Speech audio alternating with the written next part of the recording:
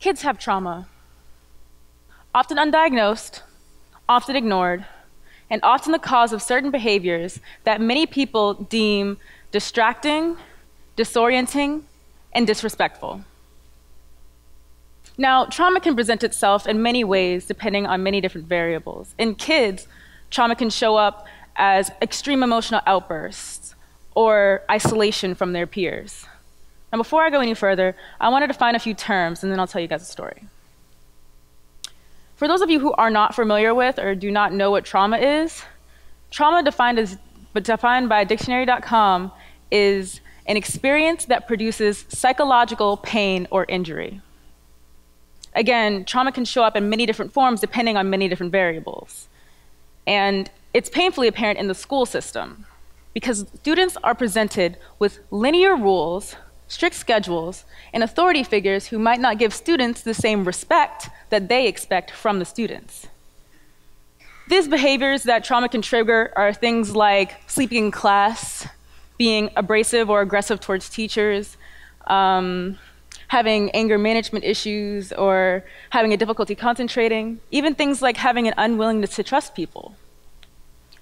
All of these behaviors are considered immediately punishable by most educators. And this is because, again, they're seen as disrespectful without consideration as to why a student might be exhibiting these behaviors or how to teach them better, how to teach them behavioral autonomy. Behavioral autonomy is putting the dishes away without being asked. It's doing your homework without being reminded, and it's packing your bag for class the next day without being told.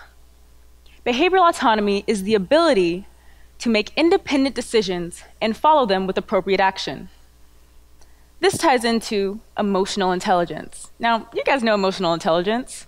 It's when you really want to cry, but you're not in the right space or the right time to cry, so you hold in the tears until you are in an appropriate space and time to let them flow. That's, my friend, is emotional intelligence. The ability to recognize, understand, control, and express your emotions clearly. Behavioral autonomy and emotional intelligence are both extremely important for the development of young minds and the development of mentally healthy people. Given this information, you would assume that there are many institutions all over the place that understand the importance of encouraging behavioral autonomy and emotional intelligence in kids and students. But there aren't. Not as many as you would imagine. Many institutions don't even support programs that do encourage behavioral autonomy and emotional intelligence. This has an adverse effect on students. Now, in fact, in my school, there was a policy following a string of altercations that basically stated that if you were directly involved in the altercations or had a recording of the altercations, which is indirect involvement, they would give you an automatic 10 days out of school. Let me clear that up. The school's response, no, the administration's response to children exhibiting repeated violent behavior was to kick them out of the academic institutions where they are supposed to have the most support. But no, they kicked them out.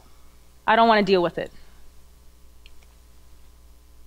So I started thinking that with this unlearned or unrecognized trauma, and couple that with less in-class learning time, the violent behavior and the punishment became a cycle of unlearned behavior.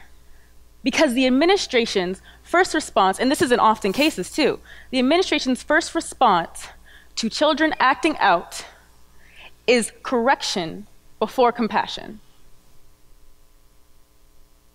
Now, upon hearing of this policy, I started asking myself questions like, is there a way that the administration could have addressed or mediated the behavior of these students without directing their attention towards discipline and immediate action? Is there even a way possible that we can do this without disciplining them harshly? And is there a way that we could have encouraged behavioral autonomy and emotional intelligence? Upon doing some research, found out that the answer is yes. There are resources, both national and local, that deal directly with trauma-informed care. Trauma-informed care is a methodology developed to help people recognize, understand, and treat all different types of trauma. Now, using trauma-informed care in schools, we can direct our attention to encouraging behavioral autonomy and emotional intelligence by changing our approach. In schools, this would look like having trained professionals in the school buildings to help administrators, teachers, and students alike with resolving their trauma and therefore resolving the behaviors that trauma can create, like I addressed before. Now, with this being said, there are resources for administrators that directly deal with how to formulate disciplinary action on a case-by-case basis with consideration as to why a student might be exhibiting these behaviors and violating rules in the first place.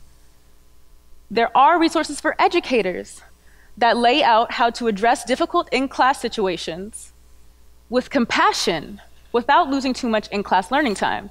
And there are resources for students that outline how to develop behavioral autonomy and emotional intelligence in yourself that you can use for the rest of your life, even if you aren't involved in academia. You know, you haven't been in a school since the day you stepped out one.